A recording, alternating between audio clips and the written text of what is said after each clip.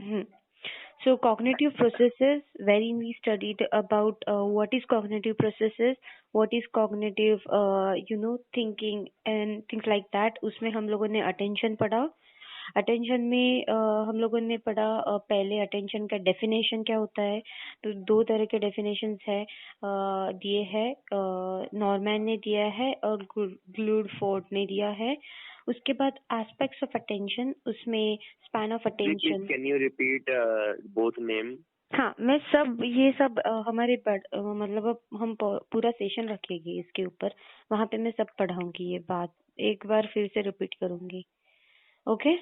उसके बाद span of attention, उसके बाद डिस्ट्रैक्शन ऑफ अटेंशन. बाद में हम लोगों ने पढ़ा डिवीजन ऑफ अटेंशन, अटेंशन कैसे डिवाइड किया जाता है.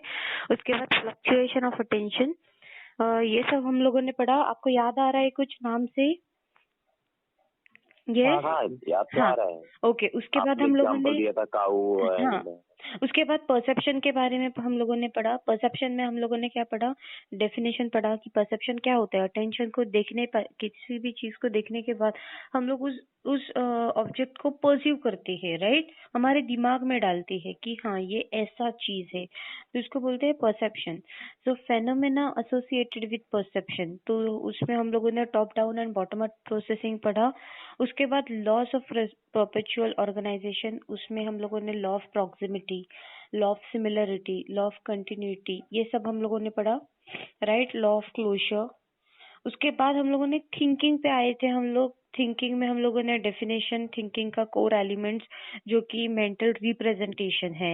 उसके बाद कॉन्सेप्ट है. मेंटल रिप्रेजेंटेशन में पीकॉक का एग्जांपल दिया था. कॉन्सेप्ट में मैंने चाइल्ड रिप्रेजेंट कैसे काउ को करता है वो बताया था. उसके बाद स्कीमा है.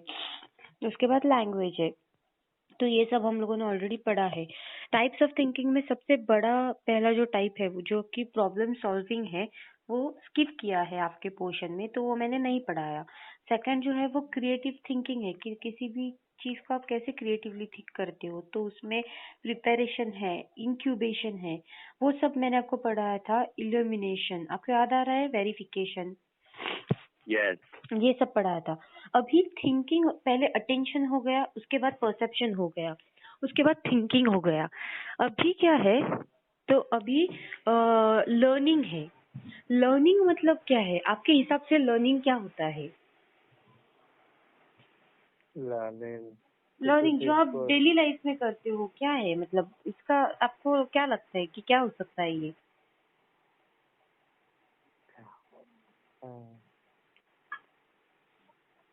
आप एकदम मतलब जो भी डेली लाइफ में जो आप करते हो, जो आपको आपके दिमाग में लर्निंग का क्या कॉन्सेप्ट है, ये मुझे सिर्फ जानना है.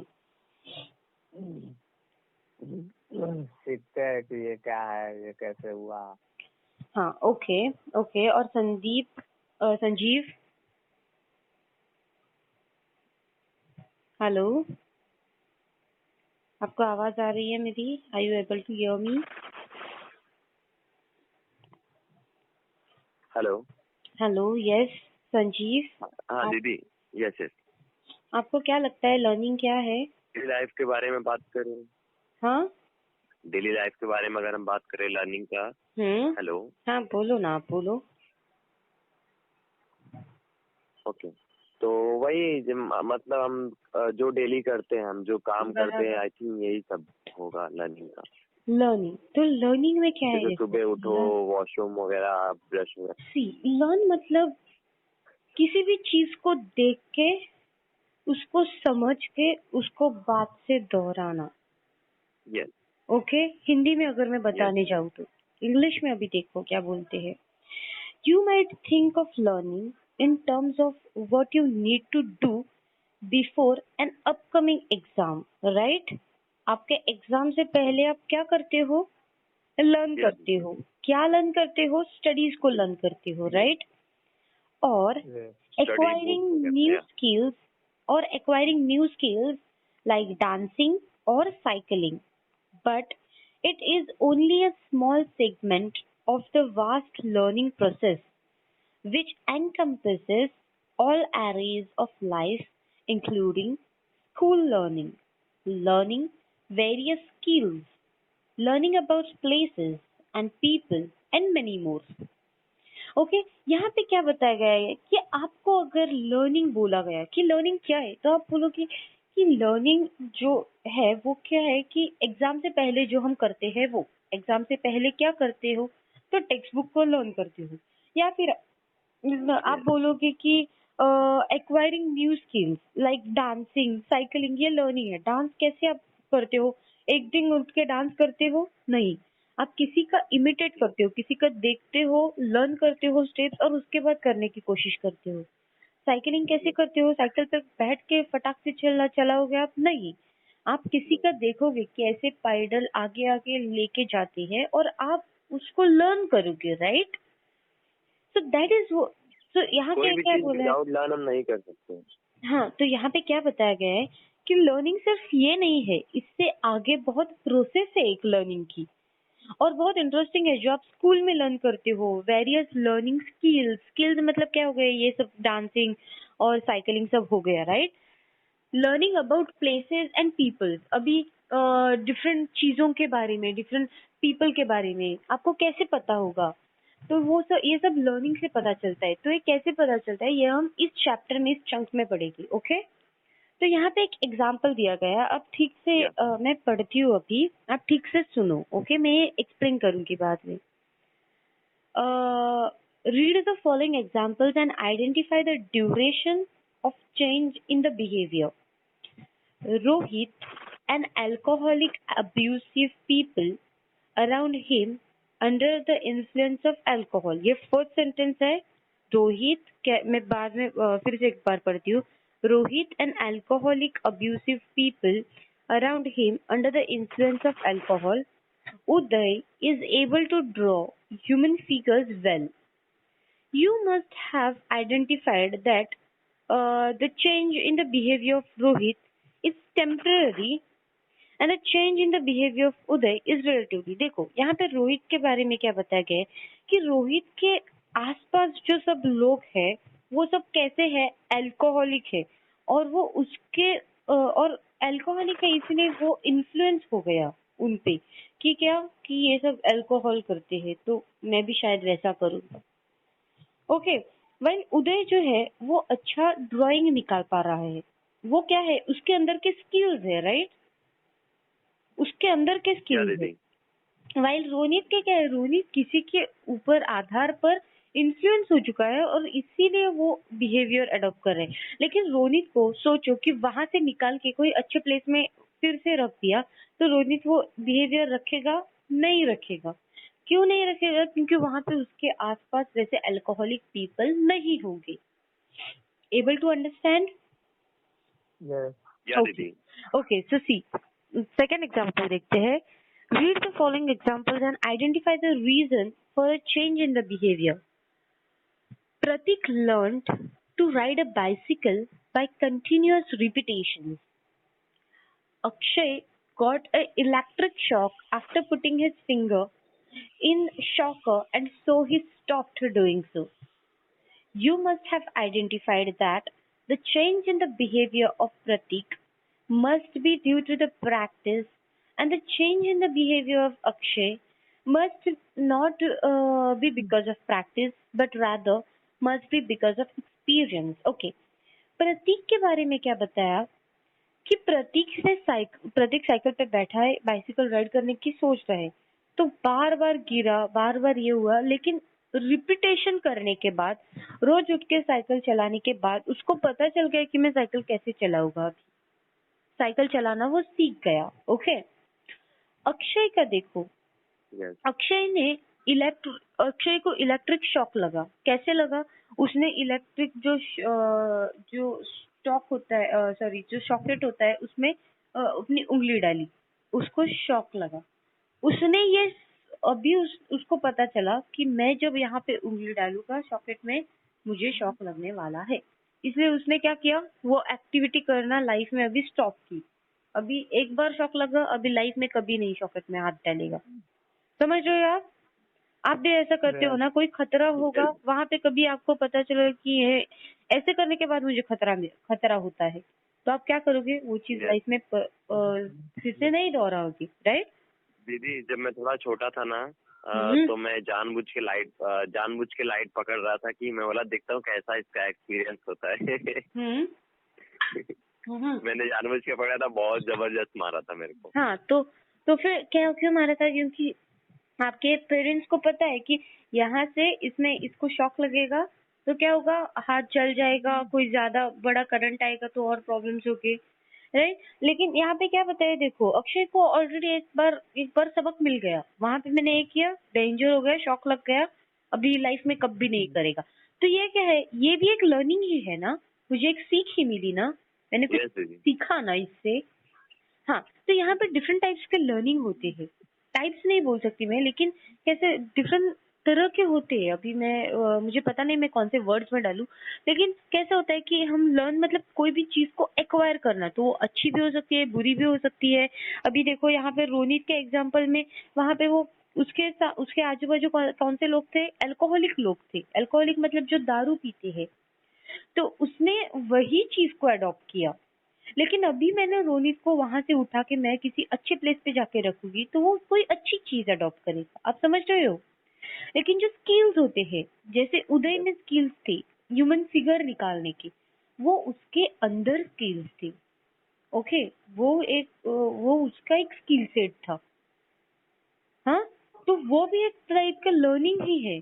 उसने चाइल्डहुड में शायद कहीं से देखा होगा, उसके अंदर वो लर्निंग के पैटर्न आ गई, इसलिए। Okay, so with reference to examples given in the above box, we can understand that any temporary change in the behavior is not considered as learning. अभी रोनित के एग्जाम्पल में क्या है, रोनित एक अल्कोहलिक पर्सन के साइड में रहता है, राइट? तो वहां पे देखो वो टेम्पररी है ना, अल्कोहलिक पर्सन वहां से उसको निकाल के दूसरी जगह रखा तो वो शायद अच्छा हो जाएगा, सो टेम्पररी लर्निंग है, राइट? उसके बाद उदय का एग्जाम्पल क्या है कि वो ह्यूमन फिगर्स निकालता है। वहां पे क्या है कि learning involve relatively permanent change in the behaviour. उसके अंदर परमानेंट है। आप वो बूढ़ा हो जाएगा तब भी उसको बोलोगे कि ऐसा ड्राइंग निकालो, वो निकालेगा। क्यों? क्योंकि वो परमानेंट है उसके अंदर। ओके, उसके बाद प्रतीक के एग्जाम्पल में हम लोगों ने क्या देखा कि वो बाइसिकल राइड कर रहा है, ये कंटिन्यूअस रिपीटेशन के बाद वो उसने सीखा, राइट? सो लर्निंग में take place because of practice, ये तो हम लोगों को एक्सेप्ट करना ही होगा। क्यों? क्योंकि हम लोगों ने बहुत बार एक आंसर बहुत बार पढ़ने के बाद, बहुत बार प्रैक्टिस करने के बाद हम लोगों को पता चलता है कि ये और एग्जाम में हम अच्छी तरह से लिख पाते हैं, राइट? सो प्रतीक का एग्जाम्पल राइडिंग बाइसिकल है, माइट बी राइटिंग पेपर और राइटिंग एग्जाम भी हो सकता है। उसके बाद अक्षय के बारे में हम लोगों ने क्या देखा कि इलेक्ट्रिक शॉक मिला और उसको एक सबक मिला कि बाद में उसने स्टॉप किया वो करने से। सो लर्निंग में take place because of experience. अभी एक्सपीरियंस हो गया है ना उसको कि मुझे शॉक मिल रहा है, मैं जब भी वहां पे हाथ डालता हूँ, उंगली डालता हूँ मेरा, राइट? तो ये क्या है, ये एक एक्सपीरियंस है। Thus, learning can be defined as, अभी definition देखो learning का, a relatively permanent change in the behavior that occurs due to experience or practice. Simple है। Learning क्या है? Relatively permanent change in the behavior, हमारे behavior में that occurs due to experience। अभी अक्षय को एक्सपीरियंस हुआ और प्रैक्टिस मतलब राइडिंग बाइसिकल का वो practice. You got it? Example में कोई डाउट है? नो। आपको समझ में आया एग्जाम्पल? ओके, अभी प्रोसेसेस ऑफ लर्निंग। तो लर्निंग के प्रोसेसेस क्या है देखते हैं हम लोग। यहाँ पे कितने प्रोसेस बताए हैं? 5 बताए हैं। ओके, मुझे लगता है लास्ट वन आपका शायद कट हो चुका है। ओके, लास्ट वन नहीं है, तो टोटल 4 ही है। So processes of learning is a complex process. There are many processes of learning. Some of the processes of learning are as follows. ये बहुत इंटरेस्टिंग स्टडीज है। अभी आपको बोर हो रहा है? नहीं, right? No. Okay, so learning by classical conditioning. नाम फिर से रिपीट करो। Classical conditioning. Classical conditioning. Classical conditioning, okay, दिमाग में रखो, कंडीशन। ये दिमाग में नाम रखो। आपने फ्यूचर में भी कभी साइकोलॉजी किया तो ये नाम आएगा ही आएगा। सो learning by classical conditioning was explained for the first time by a Russian psychologist Ivan Pavlov। आपको नाम याद रखना होगा, Russian psychologist Ivan Pavlov. Ivan Pavlov। Pavlov Pavlov। through his experiment on a dog। Can you tell me spelling? IVAN Ivan Pavlov, PAVLOV। Pavlov, okay।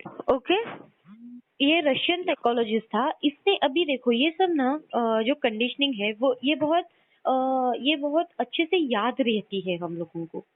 ये याद क्यों रहती है पता है? क्योंकि यहाँ पे कोई ऐसा इंफॉर्मेशन का चंक नहीं चिपकाया हुआ है। यहाँ पे एक्सपेरिमेंट किया गया था।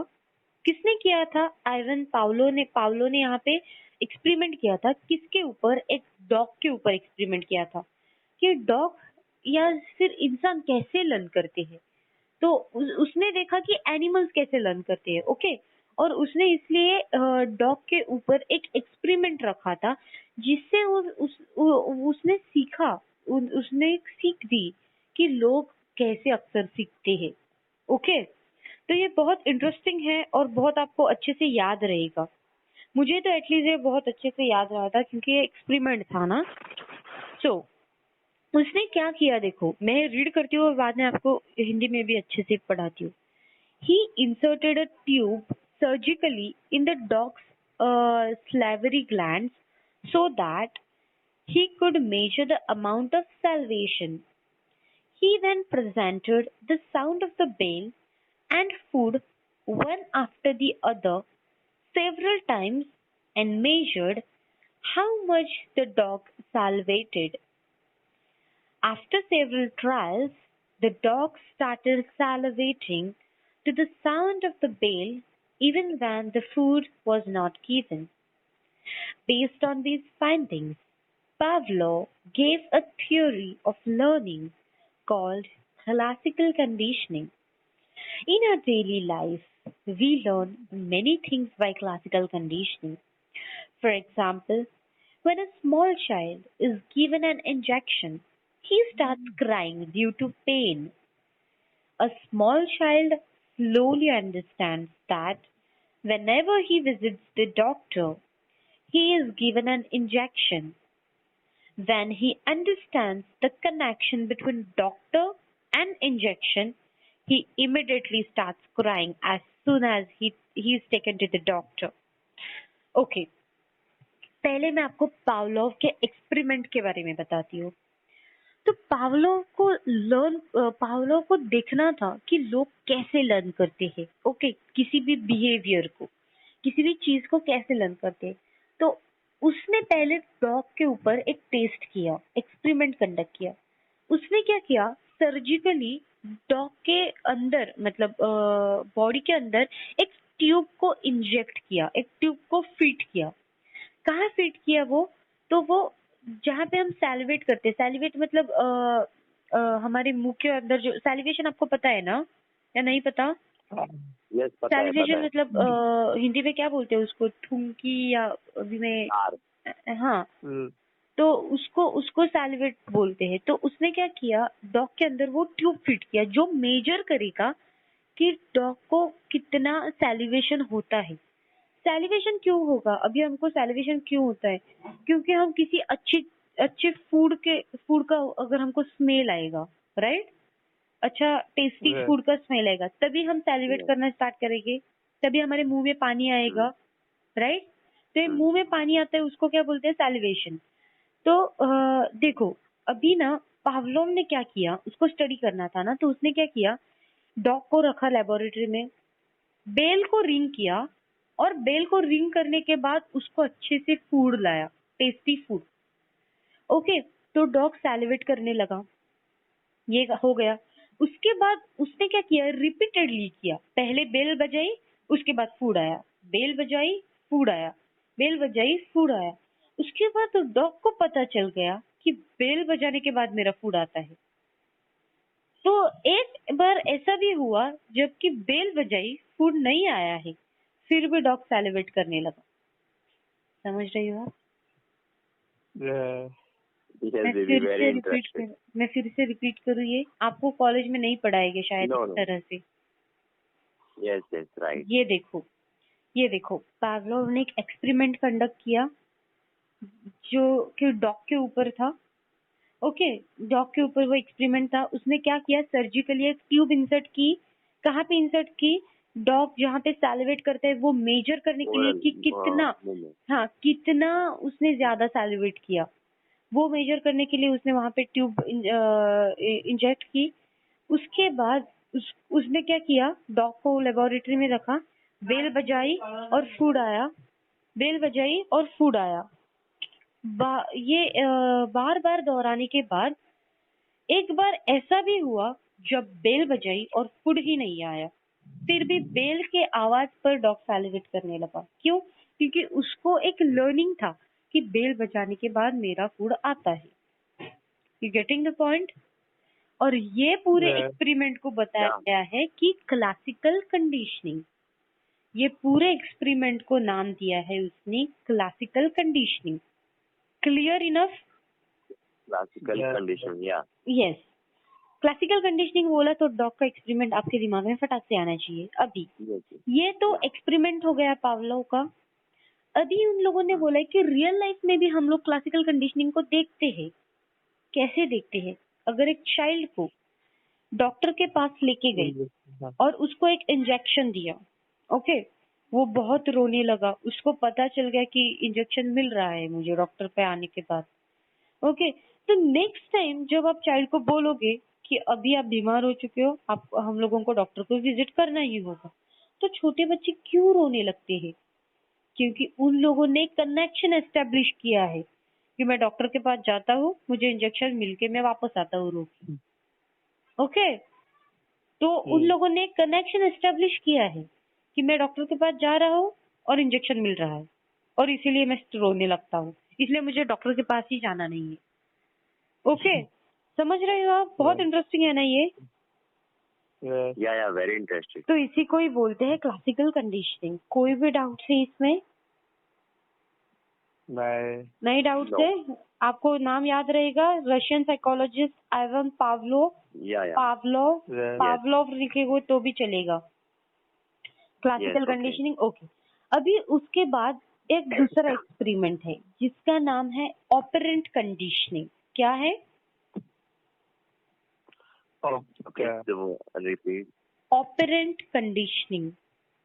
Operand condition, okay. Once more, operant conditioning.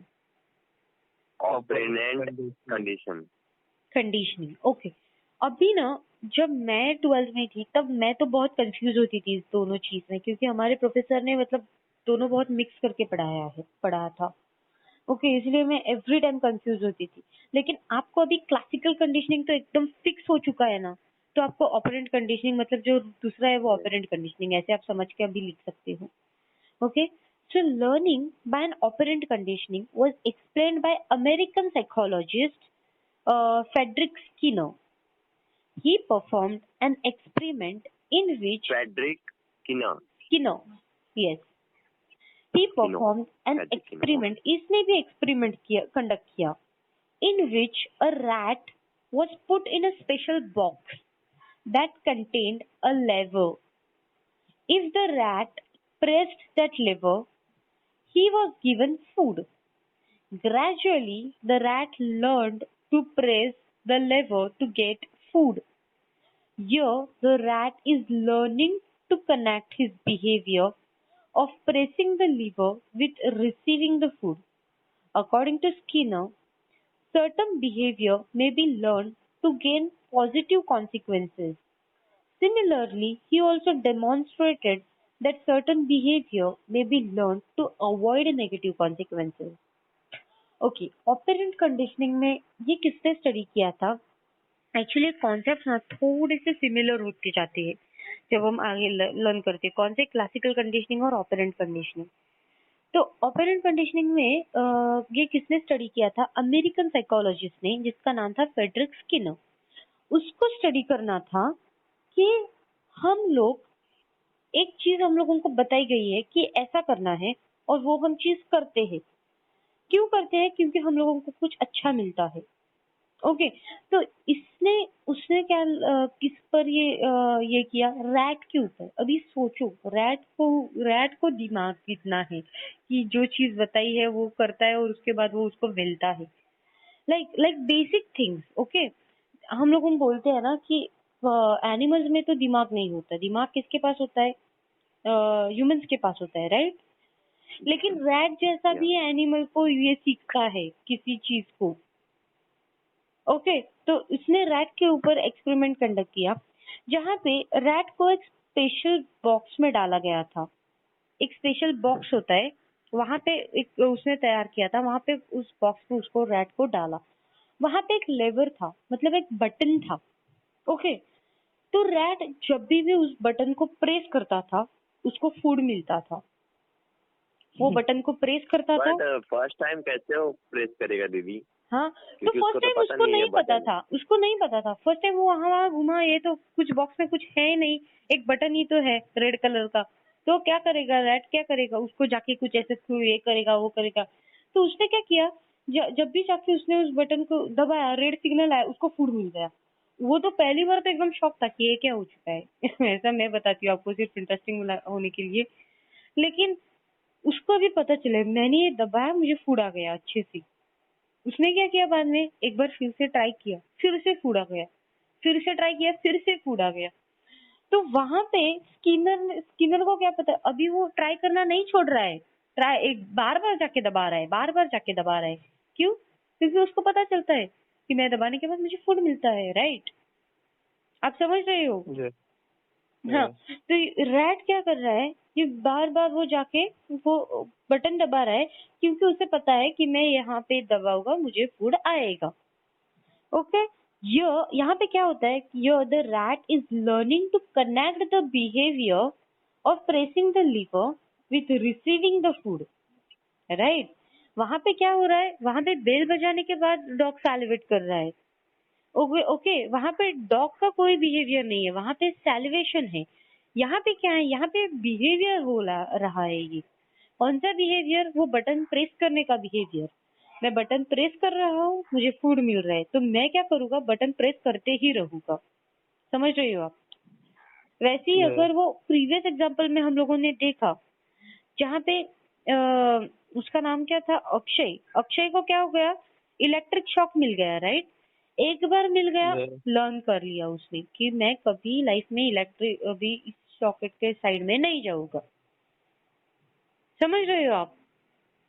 yes, हाँ, तो ऑपरेंट कंडीशनिंग में यहाँ पे क्या बताया गया है कि कोई भी चीज को, कोई भी बिहेवियर आप बार बार रिपीट करते हो क्योंकि आपको अच्छे कॉन्सिक्वेंसेस मिलते हैं, या आप स्टॉप करते हो क्योंकि उसके नेगेटिव कॉन्सिक्वेंसेस है, वो है operant conditioning. Clear enough? yes, So similarly, he also demonstrated that certain behavior may be learned to avoid negative consequences. Okay? Condition है, कंडीशनिंग है? Conditioning, conditioning, conditioning, conditioning. Okay, thank you. Okay, उसके बाद ये दोनों clear हो चुके हैं, classical conditioning and operant conditioning. Yes. yes, उसके बाद learning by cognitive processes. Just when Skinner and Pavlov were talking about connections and consequences of behaviours, यहाँ पे क्या इसने क्या स्टडी किया? पावलोव ने कनेक्शन किसके ऊपर? कनेक्शन सैलिवेशन और फूड के, रिंग और सैलिवेशन का कनेक्शन। लाइक रिंग बजाते हैं, सैलिवेशन आता है, डॉक्टर और इंजेक्शन का कनेक्शन लिया, राइट? स्किनर ने क्या किया था? या बिहेवियर, कॉन्सिक्वेंसेस ऑफ बिहेवियर, मतलब मैं ये करता हूँ तो मुझे अच्छा फूड मिलता है, मैं शॉकेट में हाथ डालता हूँ तो मुझे शॉक लगता है, नेगेटिव बिहेवियर। तो कॉन्सिक्वेंसेस, बिहेवियर के कॉन्सिक्वेंसेस अच्छे भी हो सकते हैं जैसे कि फूड मिलना, बुरे भी हो सकते हैं जैसे कि शॉक लगना। ओके, उसके ये सब देखने के बाद Edward tall man demonstrated that though rats in his experiments were not given any food, they still learnt about the different parts in the maze. That maze, that means rat created maps in the mind just for the sake of it.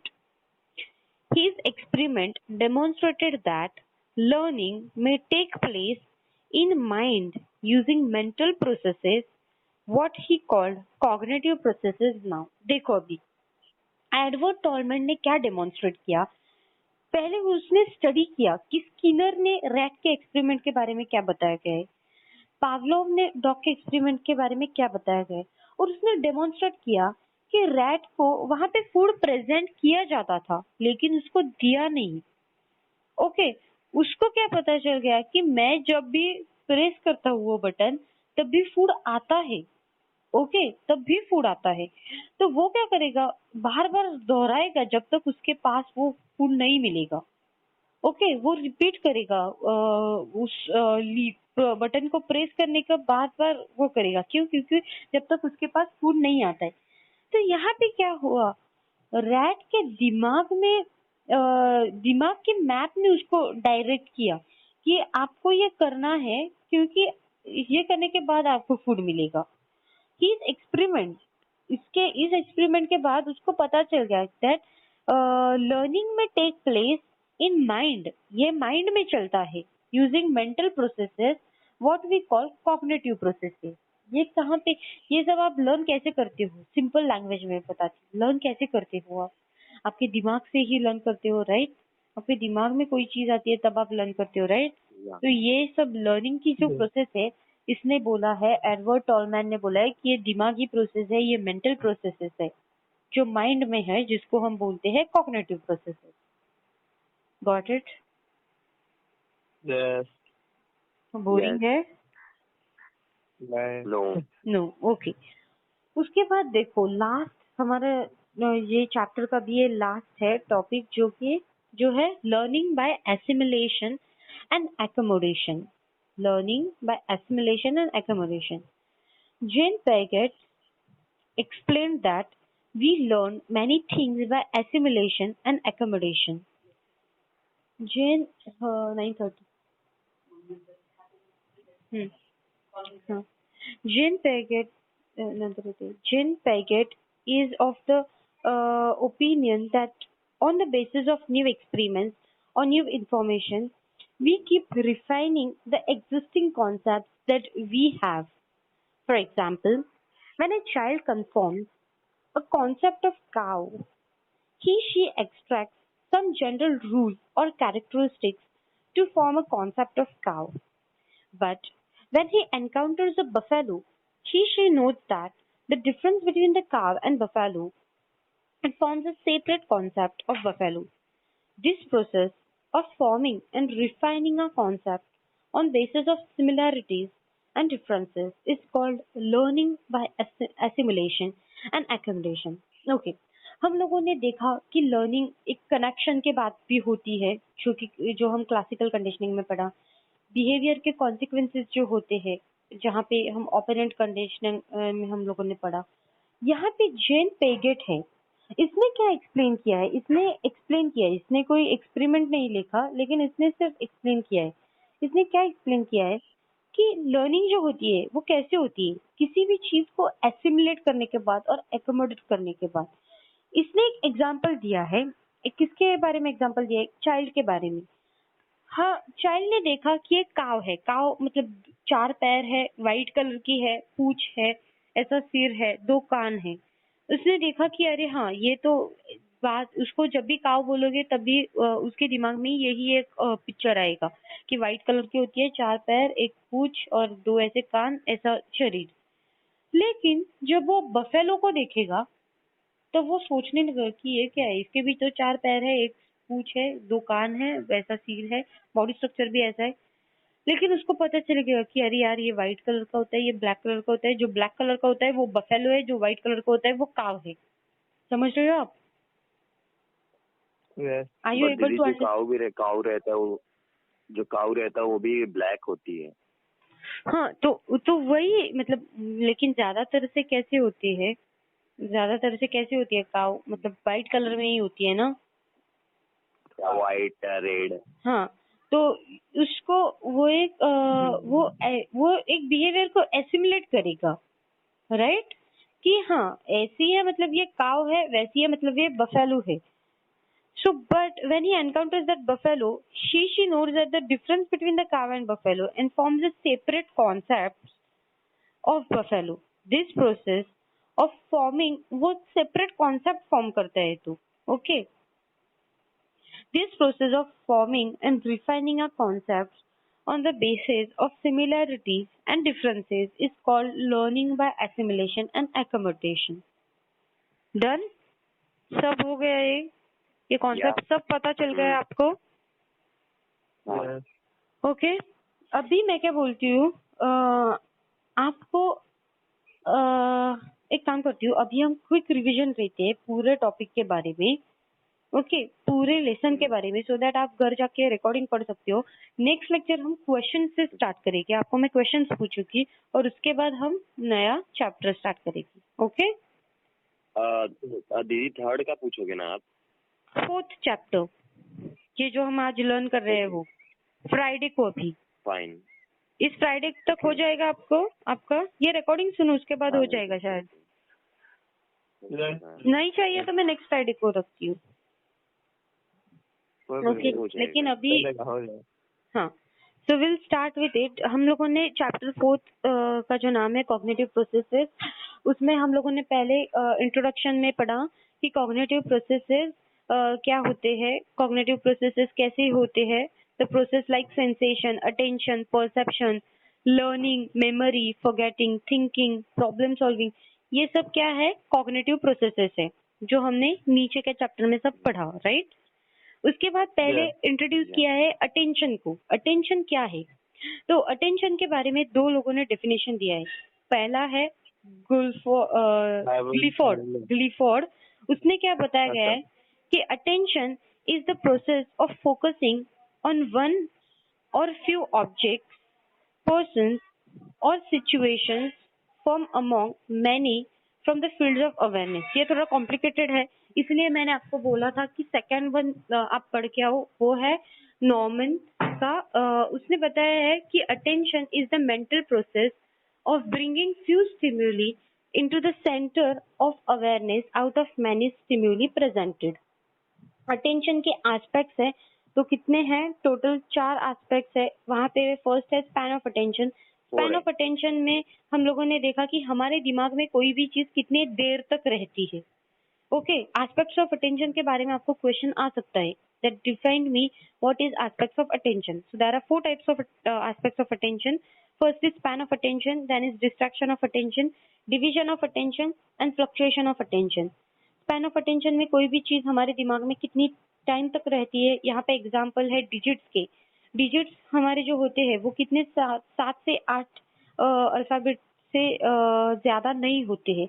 इसलिए अगर आपने देखा होगा तो pin code या हमारा गाड़ी का जो नंबर होता है वो 7 से 8 से ज्यादा नहीं होता बिल्कुल भी. क्यों? क्योंकि हमारे दिमाग में उतनी ही चीज रहती है, उतने डिजिट्स ही रह पाते हैं.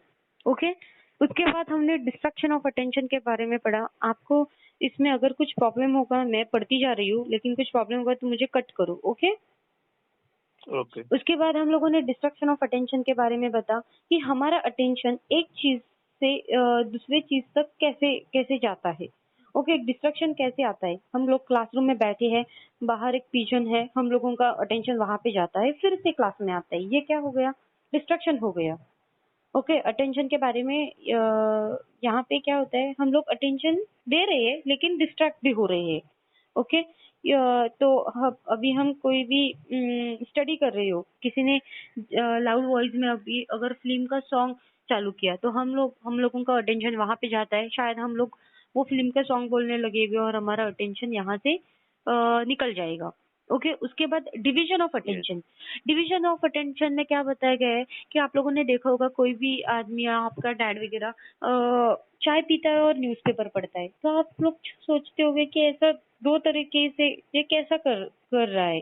ओके न्यूज़पेपर भी पढ़ रहा है और चाय भी पी रहा है, तो कैसा पॉसिबल है? या कोई खा रहा है तो ये दो चीज कैसे कर रहे हैं? तो एक चीज आप ध्यान में रखो, यहाँ पे बताया गया है कि एक जो चीज होती है वो एक फंक्शनिंग होती है कि चाय का कप उठाना है वापस रखना है, उठाना है वापस रखना है, लेकिन जो न्यूज़पेपर पढ़ने का होता है वहां पे उसका फुल अटेंशन है। ओके, इसीलिए अटेंशन डिवाइड नहीं है, अटेंशन एक ही है, वो न्यूज़पेपर के ऊपर है।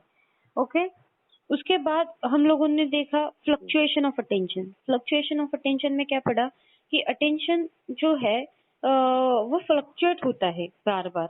ओके, आप टीचर के ऊपर टीचर आपको सिखा रही है। ओके, आप टीचर के ऊपर ध्यान दे रहे हो, आप मेरे ऊपर ध्यान दे रहे हो, लेकिन आपके एरिया में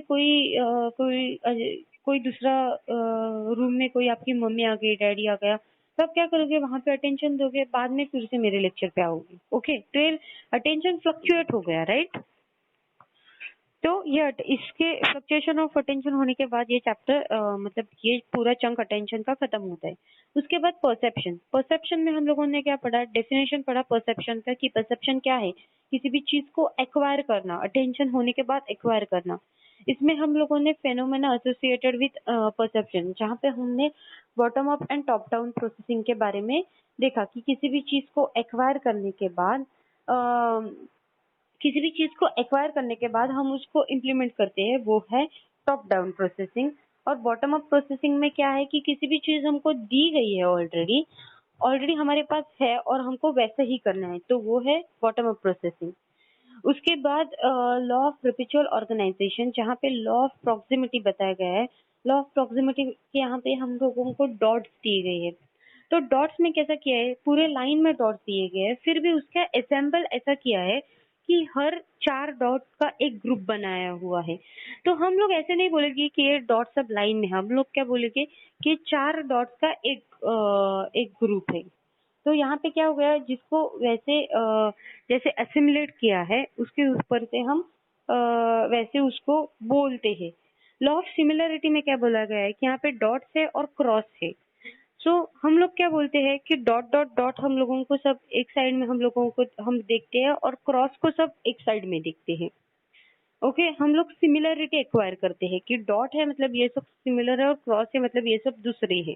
उसके सिमिलरिटी के आधार पर हम लोग उसको डिस्टिंग्विश करते हैं।